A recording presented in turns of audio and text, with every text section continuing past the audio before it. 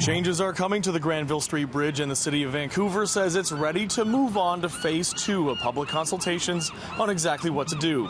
The bridge is well known as a major route for drivers, cyclists, and pedestrians, but equally known for being a tricky place to navigate, especially the pedestrian crosswalks on each end of the span. The city says it wants the bridge to better accommodate all that simultaneous traffic. And since the first phase of public consultations has explored over 20 design options and now has it narrowed down to 6 possible new layouts.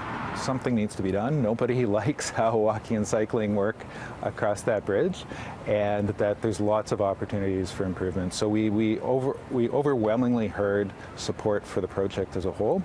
And overall for the project goals, although we are adding a number of project goals to respond to a lot of the things that we heard.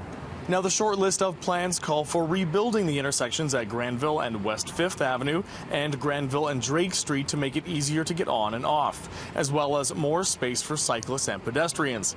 But this comes at a price for drivers. All the plans being looked at include the loss of 2 lanes for those in cars. So we heard a lot from drivers to be sure that we were maintaining motor vehicle volumes. So that's one of our goals moving forward, is to maintain motor vehicle volumes. The lucky thing about this bridge is that it's 8 lanes wide. It has a ton of additional space. Basically, you could take the traffic that's there and more or less fit it into 2 lanes in either direction. I think the people need the space, so I would say that. I would say more as a pedestrian it's difficult because there's not as many crossing areas.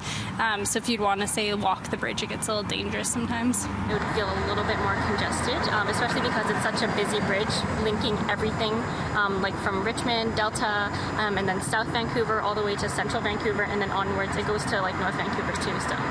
A series of open houses will now get underway with staff planning to present recommendations to City Council in early 2020. In Vancouver, David Zura, City News.